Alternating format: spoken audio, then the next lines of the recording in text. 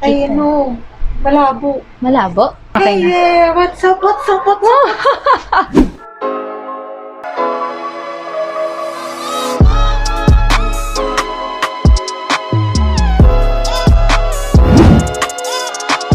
Hello guys, welcome back to my channel. Charmaine here. How are you guys doing? For today's video, I am planning to transform or rearrange or reorganize my desk. So, ayun, since gusto ko mag-work kasi efficiently ng mas spacious yung area, and then, ayun. So, kasi kapag mas maayos yung area mo, mas mabuboost yung efficiency mo with what you're doing. So, either you're working from home or nag-aaral ka at home. I hope this video would help you with the items that you would need to make your day productive. Ipapap ko dito sa taas yung pangalan ng shop, and then yung prices dito na lang sa may baba. I will put down all the links on the description box below. So without further ado, let's get this video started.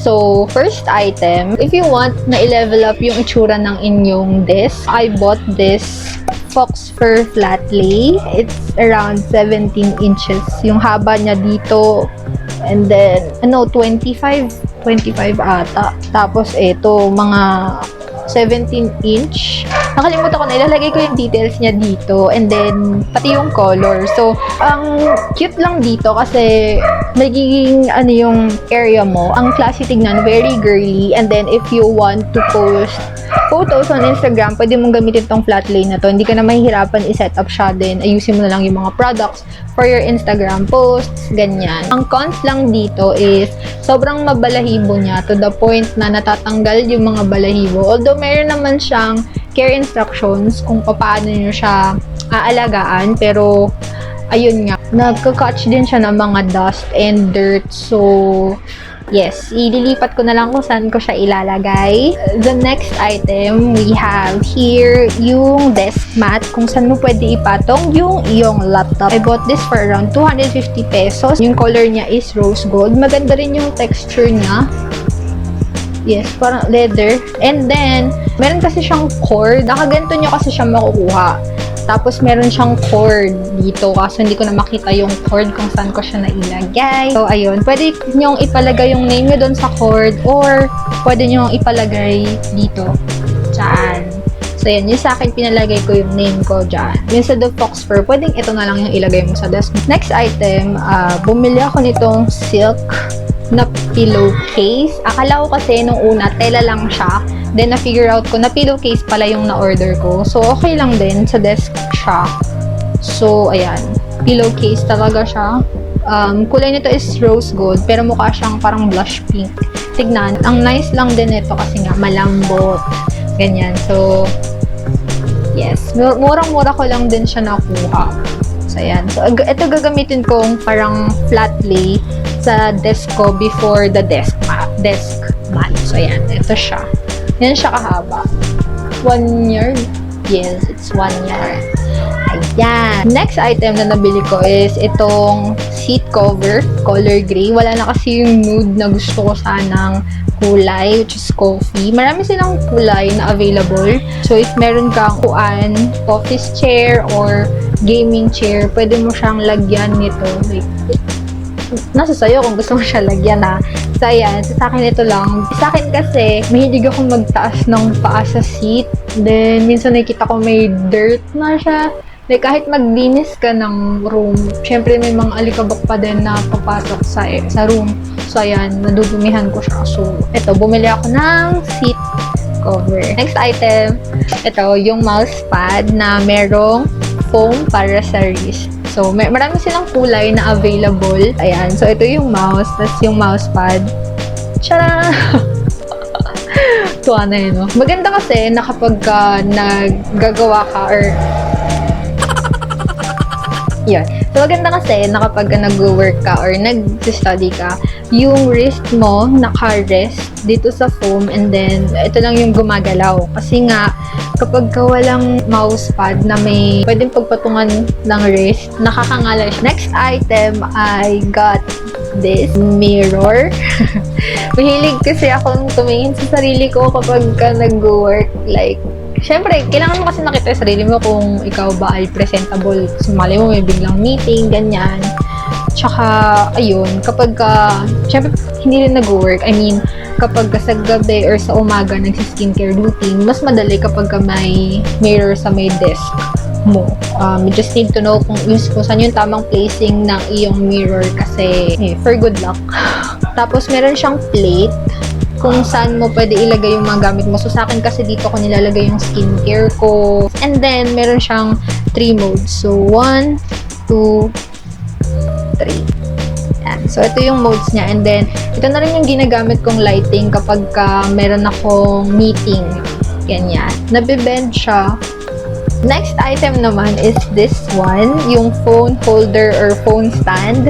Pwede nyo rin ilagay yung tablet ninyo dito o yung iPad ninyo. Ito na yung pinaka-standard na length niya kasi hindi na siya nabababa. Kasi syempre maganda pag may lalagyan yung phone mo. Kapag ka nag-work ka with the laptop or gumagamit kang laptop, yung phone mo nandito sa kabilang side, ganyan. So, ayun, mas malinis din sa desk mo. Next one naman, if problem mo yung mga nag-overheat yung laptop mo, ganyan. I have this Budol item from 𝒐𝒐𝒏𝒏𝒆. It's a laptop stand.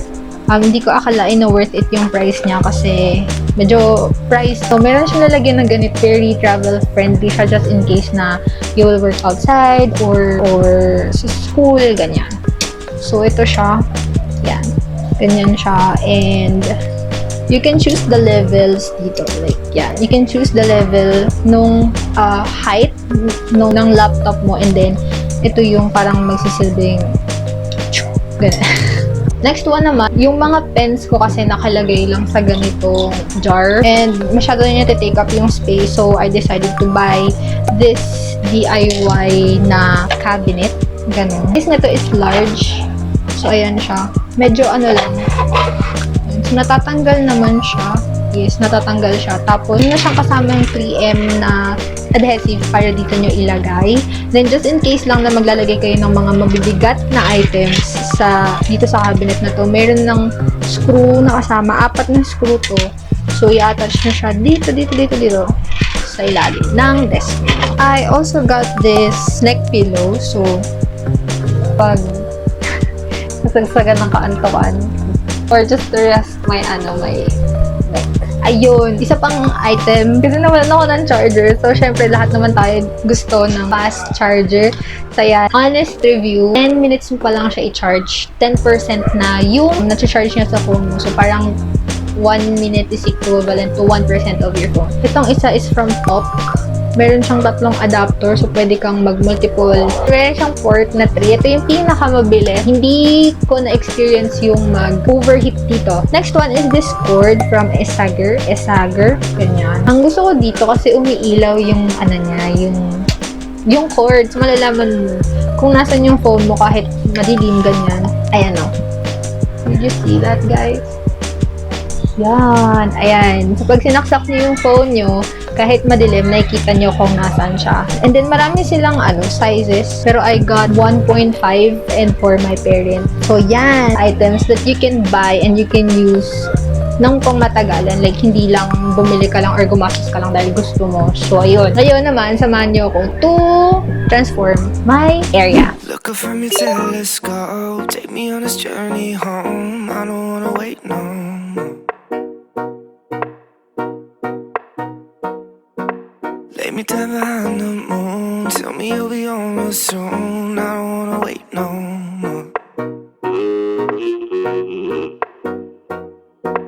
We could be dancing in the stars. We could be floating on away. As long as I'm safely in your arms. And it don't really matter where we stay. Cause space makes me sad. Cause space makes me sad.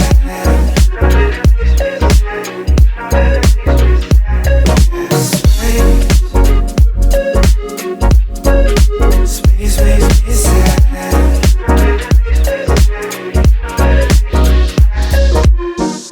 Feeling like Pluto. You already knew though. I'm hiding just behind the stars, but how come the stars don't shine when it's day? How come the sky at night makes me this way? Why you so far away? Galaxy cast away, watching you hopelessly. Why aren't you home with me? 'Cause space makes me sad.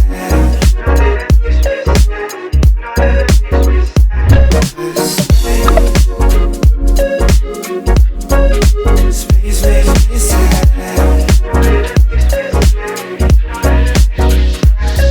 That's a wrap for today's video. If nabudol ko kayo or nagustuhan nyo tong video na to, please leave a like. Don't forget to hit that subscribe button, turn the notification bell to get more updates, and share this to your friends and your family. Kita-kits tayo sa sunod na video. Ito lang sa 𝒐𝒐 Life. Bye, guys!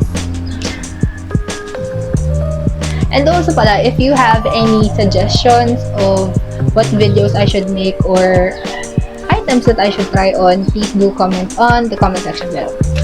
See ya!